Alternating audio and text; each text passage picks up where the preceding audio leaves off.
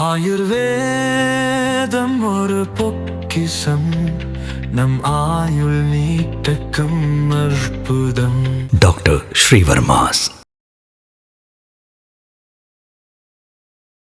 அனைவருக்கும் வணக்கம். நான் ஒரு மிகப்பெரிய மோடி ஃபேன். மோடி ஆட்சியின் கீழே இந்தியா பெரிய டிரான்ஸ்ஃபர்மேஷனை அடைஞ்சுக்கிட்டு இருக்கு. நான் மோடியை பார்த்து நிறைய கத்துக்கிறேன். இதெல்லாம் உள்ளூர் அரசியல் தலைவர்கள் சொல்லக்கூடிய வாக்கியம் இல்ல, உலகத் தலைவர்கள், பல நாட்டினுடைய அதிபர்கள், பிரதமர்கள் இவங்கெல்லாம் மோடி அவர்களை பார்த்து மீண்டும் மீண்டும் சொல்லக்கூடிய வார்த்தை. இதைத்தான் இன்னைக்கு நியூசிலாண்டோட பிரைம் மினிஸ்டர் கிறிஸ்டபர் லக்சனும் சொல்லியிருக்காரு. நம்ம சேனல்ல தொடர்ச்சியாக பிரதமர் மோடி அவர்களை பத்தி அப்டேட்ஸ் நம்ம உடனுக்குடன் கொடுக்கறது மக்கள் மத்தியில் பெரிய வரவேற்பு பெற்றிருக்கு. Thank you so much. நீங்க பார்க்கறது மட்டும் இல்லாமல் அதிகமான பேருக்கு ஷேர் பண்ணுங்க.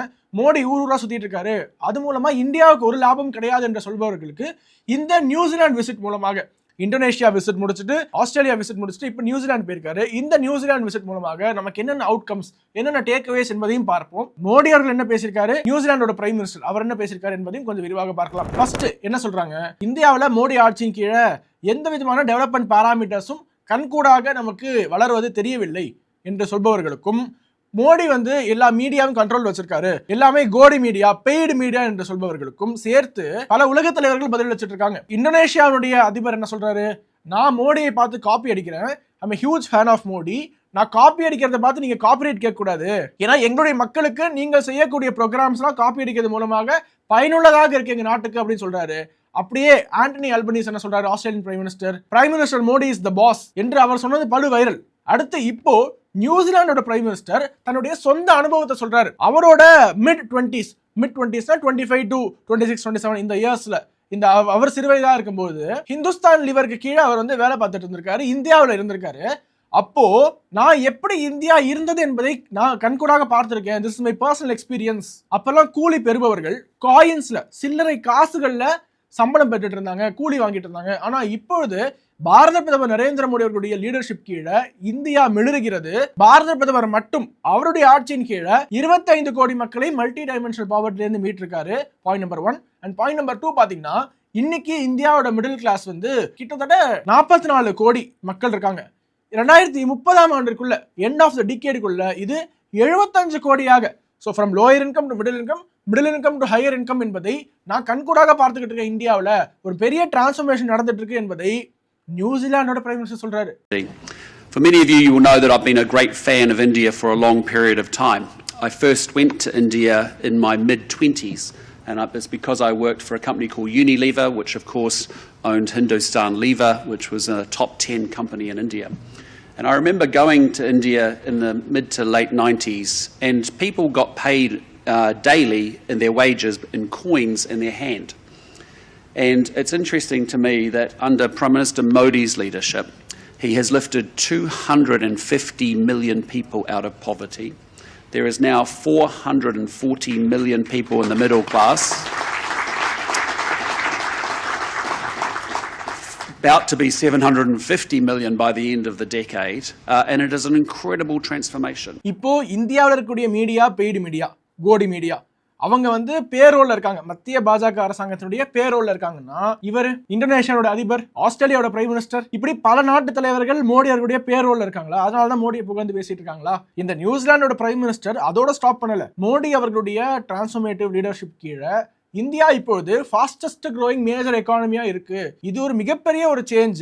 ரொம்ப விசிபிளா இந்தியா வளர்ந்துகிட்டு இருக்கு. அதற்கும் வாழ்த்துக்கள் என்று சொல்றாரு.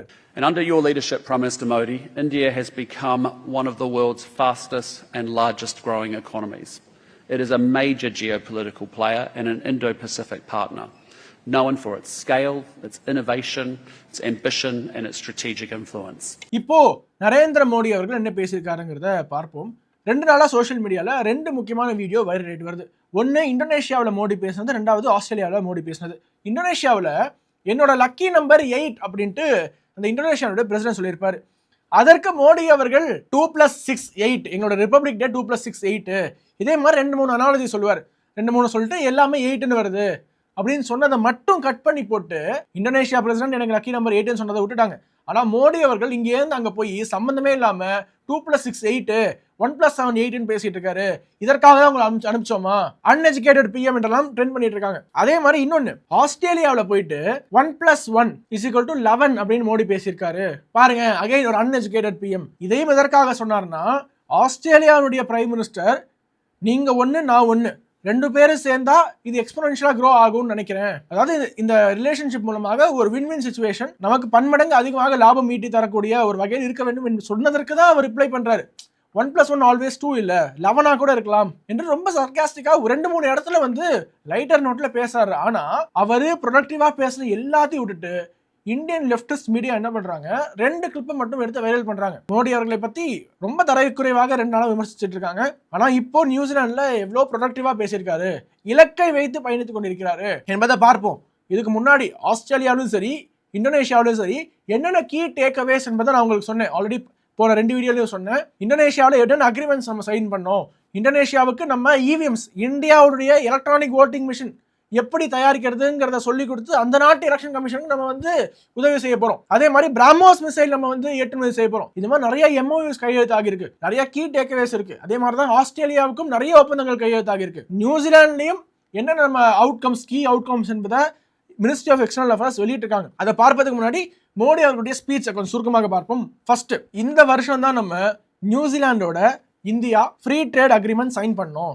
இந்த ஃப்ரீ ட்ரேட் அக்ரிமெண்ட் மூலமா மட்டும் அடுத்த 5 வருஷத்துல இந்தியா நியூசிலாந்து இடையிலான இந்த ட்ரேட் என்பது 2 மடங்கு அதிகரிக்கும் என்று நம்புகிறேன். Point number 1. பாயிண்ட் நம்பர் 2, கடந்த 3 ஆண்டுகள்ல பாத்தீங்கன்னா, முந்தைய 3 ஆண்டுகள்ல நம்ம 2 நாடுகளிடையே ட்ரேட் என்பது 50% ஆல்ரெடி அதிகரிச்சிருக்கு. சோ இந்த ஃப்ரீ ட்ரேட் அக்ரிமெண்ட்ங்கிறது ஒரு ஸ்ட்ராங்கான பேஸ் அமைக்கிறது, நிறைய ஆப்பர்ச்சுனிட்டிஸை ஓபன் பண்ணி விட்டுருக்கு.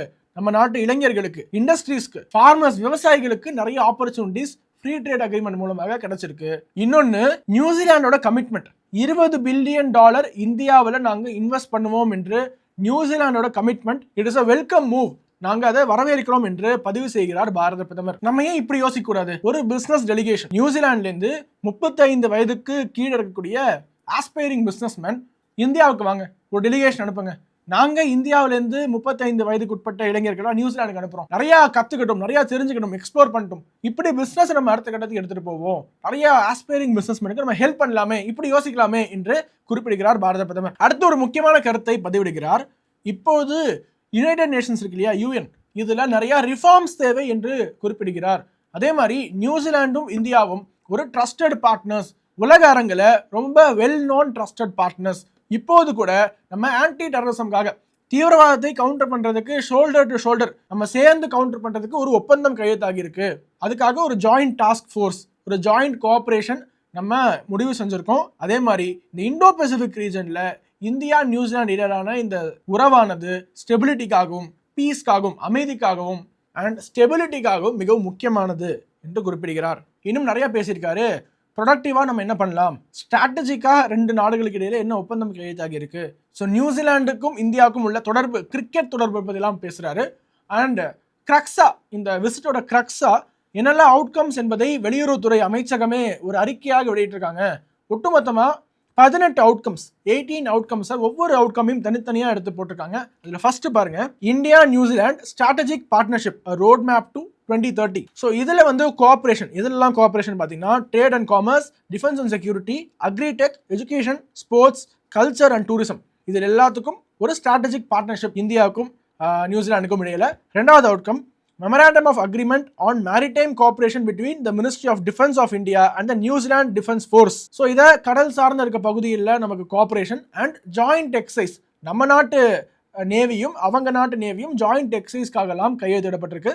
3வது, implementation arrangement concerning cooperation in the matters of hydrography and nautical cartography between India and New Zealand. So இது மூலமா நம்ம data sharing and technical capacity building செய்யலாம் என்று மத்திய அமைச்சகம் சொல்றாங்க. 4வது outcome, arrangement concerning the provision of mutual logistic support between the Indian navy and New Zealand defence force. So logistic support Indian நேவிக்கும் நியூசிலாந்து டிஃபென்ஸ் ஃபோர்ஸுக்கு இடையிலும் அதுக்கு ஒரு அரேஞ்ச்மெண்ட் செய்யப்பட்டிருக்கு. 5வது outcome, arrangement on establishing a joint working group on counter terrorism between India and New Zealand. ரொம்ப முக்கியம். So counter terrorism dialogue and intelligence exchange, 2 நாடுகளுக்கு இடையில நிறைய இன்டெலிஜென்ஸ் ஷேரிங் மூலமாக கவுண்டர் டெரரிசம் செய்யலாம் என்று சொல்றாங்க. ஆறாவது outcome memorandum of cooperation between the national disaster management authority of India and the national emergency management agency of New Zealand. Again capacity building, knowledge sharing, இது ரெண்டுமே இந்த மெமராண்டம் ஆஃப் கோஆபரேஷன்ல நடக்கும். ஏழாவது outcome memorandum of cooperation in the fields of animal husbandry and dairying. இந்த பால்வளத்துறையிலையும் animal ஹஸ்பண்டரியிலும் ஒரு மெமராண்டம் ஆஃப் கோஆபரேஷன். எட்டாவது outcome memorandum of arrangement in the field of tourism. This supports economic growth and employment in the tourism sector. So ஒன்பதாவது outcome பார்த்தீங்கன்னா India New Zealand joint action plan on sports. அது என்ன ஸ்போர்ட்ஸ்னு பார்த்தோம்னா priority sports and athletic development including rugby, rowing, athletics, golf and bowls. So advanced collaboration in sports including high performance sports, sports science and sports medicines.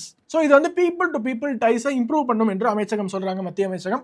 10வது அவுட்கமாக memorandum of arrangement for the development of national maritime heritage complex இங்க குஜராத்தில்.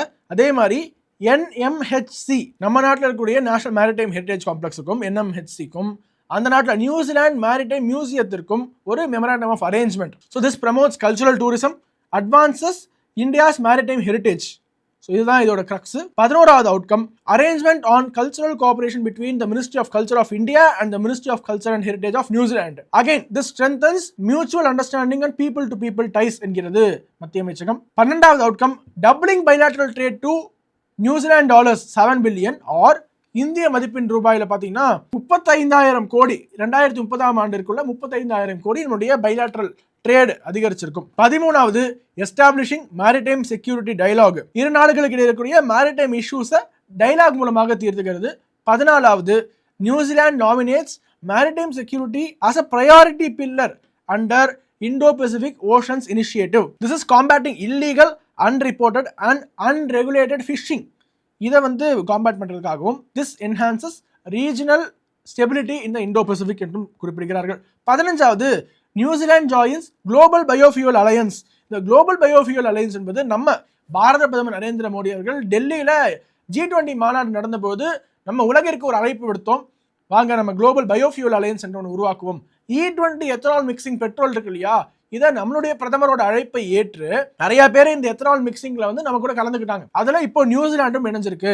16வது outcome launch of the kiwi fruit action plan and establishment of 2 centers of excellence for kiwi fruit in Nagaland and Uttarakhand. 17வது outcome memorandum of understanding between the national centre of polar and ocean research Goa and university of Canterbury New Zealand. 18வது outcome memorandum of understanding between national institute of food technology, entrepreneurship and management and Massey university New Zealand. So இதெல்லாம் தான் என்னென்ன outcomes, யாரோட என்ன agreement, நம்ம நாட்டில் இருக்கக்கூடிய ஒரு நிறுவனத்திற்கும் அந்த நாட்டில் பல நிறுவனங்களுக்கும், இரு நாட்டு அரசாங்கத்திற்கும் கவுண்டர் டெரரிசத்திற்காக, மேரிடைம் செக்யூரிட்டிக்காக நிறைய ஒப்பந்தங்கள் கையெழுத்தாகி இருக்கு. ஸோ ஒன் குட் நியூசிலாந்து ட்ரிப்பை முடிச்சுட்டு விரைவில் பாரத பிரதமர் இந்தியா திரும்ப போறாரு.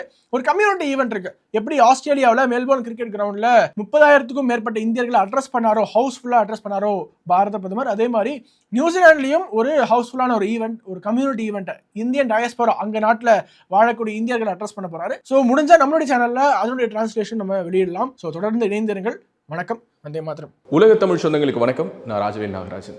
பேசு தமிழா பேசு வலையொலியுடைய வளர்ச்சிக்கு நீங்களும் உறுதுணையாக இருக்கணும்னு நினச்சிங்கன்னா இந்த வீடியோடைய டிஸ்கிரிப்ஷனில் இருக்கக்கூடிய ரேசர் பே லிங்கை கிளிக் பண்ணுங்கள்.